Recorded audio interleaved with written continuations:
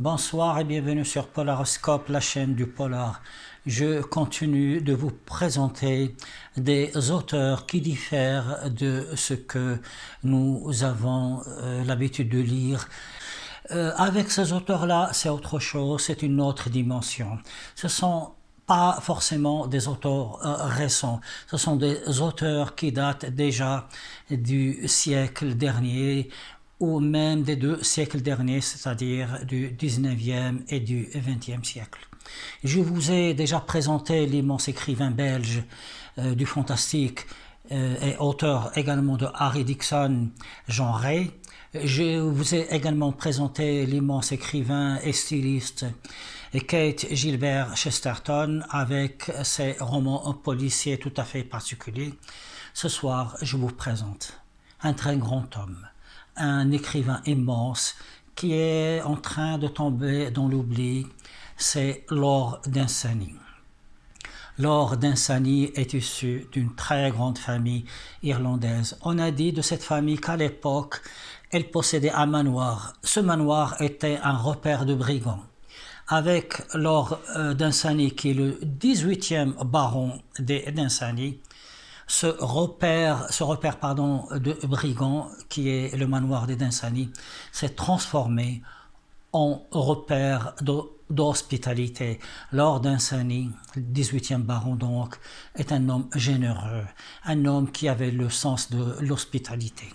Et surtout, c'était un très grand sportif, un très grand voyageur, un très grand chasseur. Il a pratiquement parcouru une très grande partie du monde et il disait qu'il consacrait que 3% de son temps à l'écriture. Mais quel 3%? Des 3%, avec juste ces 3%, il nous a donné des chefs-d'œuvre. Lord Dunsany a écrit dans le genre de la fantaisie, mais il ne faut pas imaginer la fantaisie et le fantastique que l'on connaît de nos jours. Non, c'est autre chose. C'est un genre de fantastique et de fantaisie qui nous fait rêver. Il avait fait en 1919 un voyage en Amérique pour donner une conférence. Et parmi les gens qui l'écoutaient, c'est-à-dire parmi son auditoire, il y avait un jeune homme qui le regardait avec des yeux émerveillés.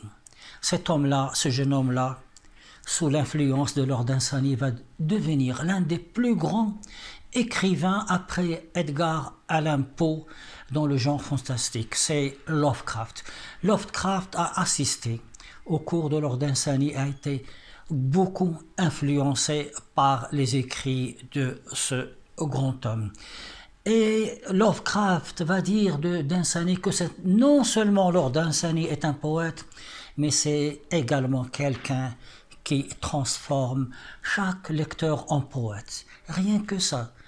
Et c'est vrai, à chaque fois que je lis les œuvres de Lord Dunsany, je me mets à rêver moi également.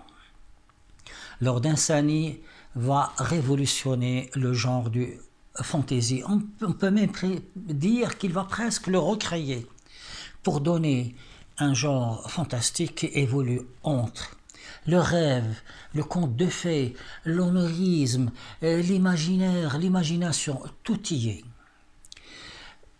Parmi les livres qu'il va écrire, deux sont très connus. Le premier, je vous le montre, Merveille et démons. Alors voyez-vous, ça c'est Merveille et démons.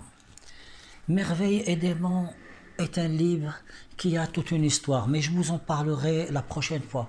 La traduction en français est de Julien Green. Vous vous rendez compte? Déjà, c'est Julien Green, lors d'un voyage aux États-Unis, alors qu'il était lui-même jeune étudiant, va tomber amoureux de cet immense ouvrage et il va le traduire. Cette traduction ne va pas se faire tout de suite.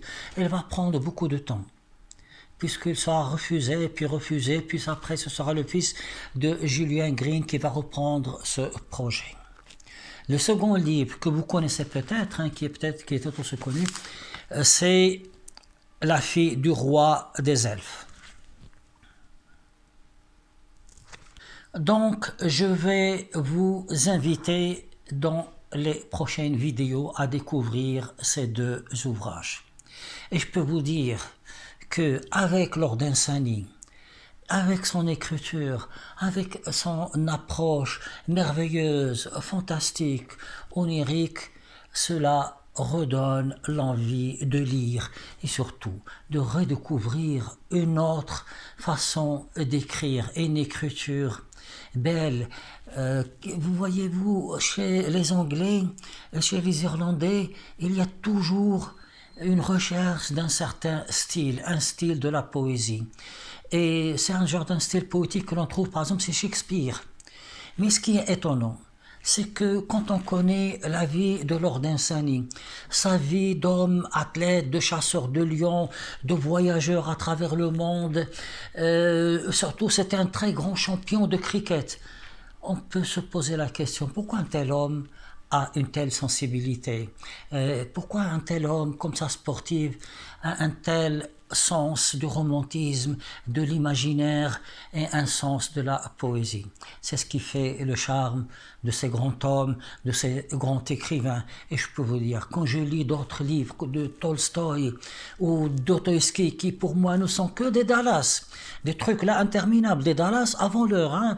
On prendrait Tolstoï, Dostoïevski, Guerre et tous les trucs là, vous le remettez, ça pourrait faire de beaux soaps de l'après-midi que quelques ménagères ou ménagers, pour masculiniser le mot, vont regarder jour après jour, etc. Là, c'est autre chose. C'est vraiment une littérature qui se place au-dessus de toutes les autres. Et la prochaine fois, je vous présenterai ce merveilleux livre,